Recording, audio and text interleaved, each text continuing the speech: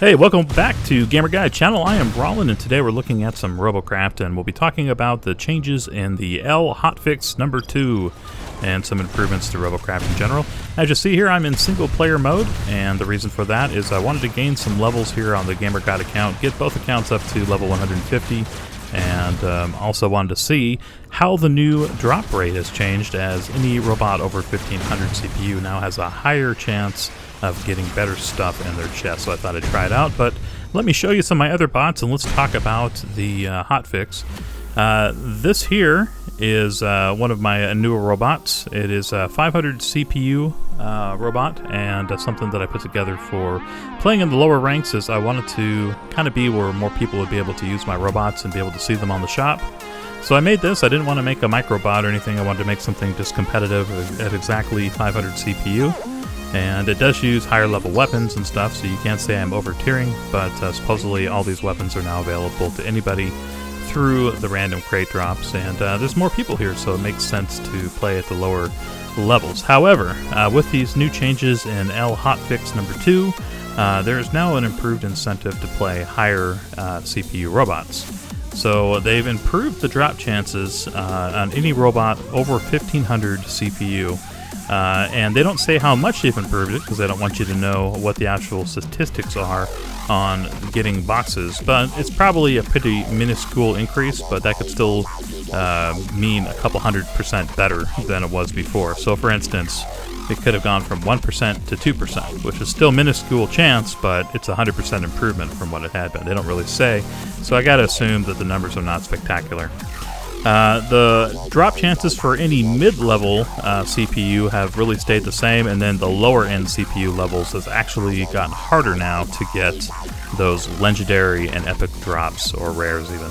So you'll get more common blocks. So you could actually play the lower CPU if you really needed to get some more basic cubes, you know, things in the green and white area of rarity, and then if you're going for the more valuable stuff, you're going to want to play at the larger robots. Now, supposedly there's a difference in chance. I'll just say, as a kind of little spoiler alert here, after playing probably, I would say maybe 12 or 13 games, I didn't notice any difference really, so the percentage chance is probably small enough where it's not going to make a huge difference, but we'll see what we get here at the end of playing these matches in solo, and what kind of drops we get out of those chests, as well as what I got out of the battle arenas. So I do like this little robot here. It was just called Cyborsoldier C-500, and I was going to present this a little earlier, but I saw the HOTFIX yesterday. It's still a great robot if you're trying to get into playing lower CPU games, and it does pretty well against snipers, as I armored it up on both the legs and the front of it with all electro plates, big enough to kind of absorb one of the rail eraser shots, which are real prevalent all over the place in the lower CPU. And then the other thing is the shotgun, so I wanted to design it to at least be able to take a couple shotgun blasts. So it does pretty well. The plasma devastators on the side do really well at hitting back and being able to fight from mid-range, and taking out snipers and stuff too. Then, of course, I added on the 4 plasma blasters and the secret weapon, which is the 1 nano constructor on top. I find having that 1 healing beam puts your score over the top of other people in low CPU games. So I really like having it, and then also having the constructor too is far more effective and actually useful while your allies are getting hit by enemies. So I like that a lot. Let's talk about one other relevant change to the low CPU games. They've kind of got rid of microbots, and they've created a minimum hitbox on bots that are too small or have too few of parts. Now, interestingly, they don't say what that minimum hitbox size is, or how many parts you actually need for that minimum hitbox to not be there, but they do say that if you're playing higher CPU games, you most likely won't be effective, as it's very hard to build a robot with a lot of CPU that's underneath that minimum hitbox size. So if you are playing a microbot, if you've enjoyed that, you may find that you die much easier now to people with SMGs, sniper rifles, and whatnot, as it was recently added, and it's very unspecific in the patch notes to what that minimum size is for CPU and what the actual hitbox area is. So it's kind of left to our imagination, I guess, but it does exist and something they added into the game, as Mark did come out on Twitter and said that he did not like microbots and so he has essentially taken them out of the game or made them much less effective by creating that hitbox. So I'm not sure what you guys think about that. I haven't even checked the forums to see if there's any feedback or love a hater on it. I was never really a big fan of microbots. I do like playing lower CPU bots, but I try to build them appropriately for that kind of level type. So usually be 500 CPU or more, like this little guy here, the Cyborsoldier C-500, and you can find him under the alt account name of Gramblur, by the way, if you are interested in finding this robot and playing with it for yourself. I will go ahead and put down some of the information for Cyborsoldier down in the description below, including the alt account name, if you want to check it out. And you have a couple extra parts. So it does appear that that chest was a little bit better. I had a lot more rares than I normally get in a Protonium chest, so not too bad, and I'm interested to see how the solo games go here. I have found that this is definitely the best way to level. I was able to get about 5 levels in 30 minutes, just going for the 400 kills here in single player. So if you have some of the ion distorters and you have some laser blasters or sniper rifles, definitely recommend making like a leveling bot and going out and just doing kind of what I'm doing here, farming the robots and get to 400. More for the levels than for anything else, because if you really wanted to effectively get the most chests, you could go out and play Battle Arena and try to get some quick games with some friends or something like that, and I think you'd do just about as well, as I think those games last about 15 minutes usually, 20 minutes, and playing 400 kills here for me is going to take me probably about 30 to 40 minutes, but 5 levels in that time is kind of unprecedented. So I would say definitely, if you're trying to level up your accounts, level through solo and just pick up your parts and stuff through playing like Battle Arena.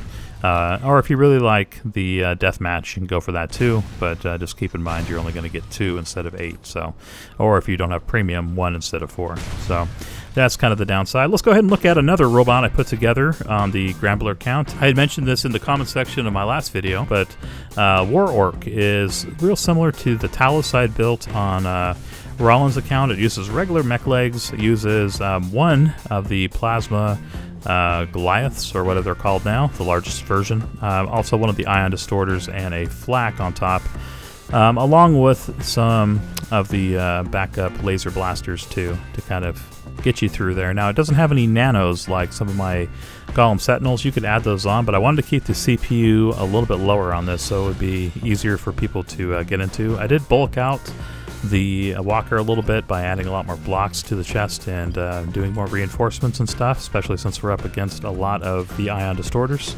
And then also your rail erasers too are all over the place in games, I've noticed. They've kind of become the most popular thing right now, so the meta for the game is definitely the ion distorter and rail erasers. But I haven't really gotten into using the rail eraser as prominently, though I did build another robot that I'll be showing you here shortly, which does use plasma rail erasers and some nanos. The menders, though, not the constructors, as just kind of a backup and a way to keep allies alive while you're in the back lines. But that will be coming up next. But I do enjoy playing the War Orc, and I just kind of go with a different color scheme, the green and dark green. It's on the shop under the Gramblur account name, and it's all capitalized too. So War Orc, 2 separate words. If you're looking for it, I'll put that down in the description too if you're interested in checking it out for yourself. Kind of put a couple Shrek references in there, as it looks a little bit Shrekish with the green schemes it has going on. But I definitely was thinking more of the orcs from Lord of the Rings versus the cartoon version from Pixar. Here's an interesting extra thing they've added in this patch. They've also given some Protonium crates to people who priorly purchased crates. For every 10 that you purchase, they're giving you 1 extra crate now because of the increased drop chances in the Protonium crates and the better items in them. They don't really, like I say, give any specific numbers on the improvement, but they are improved, and they felt that giving you the extra crates would hopefully make up for the frustration people had when they were opening up 30 crates and getting 1 legendary or something like that. So anyway, guys, if you purchase crates, that's some good news. When you log into Robocraft the next time, they should be there for you.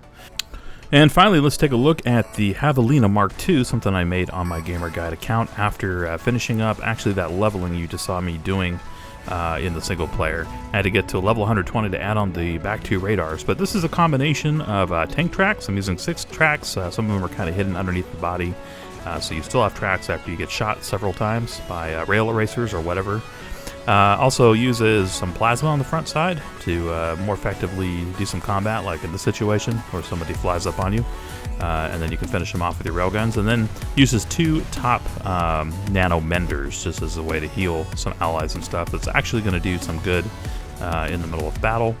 I like it a lot. It's a little fun tank. Tank tracks seem a little bit still wobbly, I've noticed out there, but they are improved as far as being able to use rails, so I like that a lot. And this is a fun little vehicle. I just kind of did it in the camo brown and black combo, so you can find that on the shop.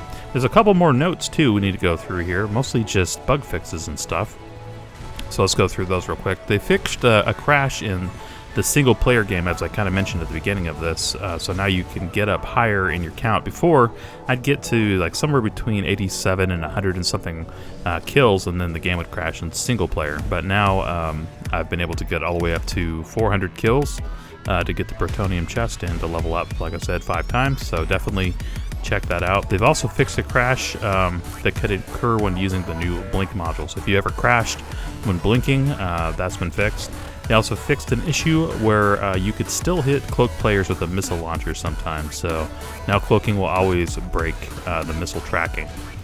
They fixed the bugs that caused player previously in platoon to enter Queen solo to be shown as a one-man platoon, so that won't happen anymore. And then the final bug fix in this patch is where they fixed an issue with players disconnecting from in-game chat and not receiving any messages from chat. So if you ever had any issues with being able to connect to chat, they may be fixed now, so pretty good news. Hey, if you're new to the channel, welcome, and if you're returning, thank you very much for being a subscriber. And if you're new, please consider subscribing. I do games like Robocraft and ones very similar to it.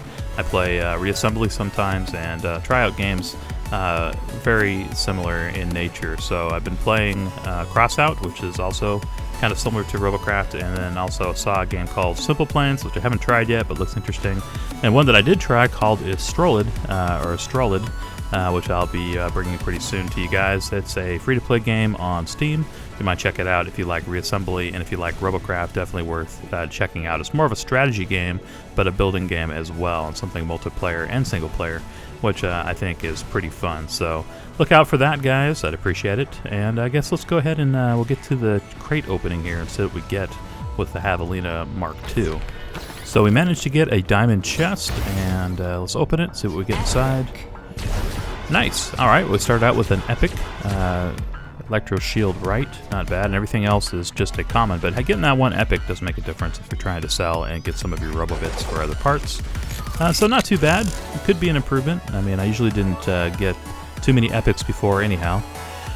So anyway, I'm back here leveling some more. Let's go ahead and speed up time, and we'll get to the crate opening after I kill 400 of these guys, and let's see what we get. Alright, here we are, finally down to the last 2 guys. Let's take them out. Oh, and by the way, I know some of you guys had been looking for Warstorm on the market or wondering why it wasn't there. I made the mistake of building Warstorm on a former robot I got from the shop, and so I can't upload it. I have to rebuild it on another bay, and then I'll do it. So you'll see it eventually. I just haven't had the chance to rebuild it on another bay yet. So here we are, we're opening up our drops. So far, nothing too great, but I didn't expect much out of those crates. Silver and up, we should get some reasonable things, but we still got our normal stuff. Let's try a gold crate now. And there we go. There's a rare. That's a nice little thruster. Look like a leopard. Diamond crate. Let's see what we get here.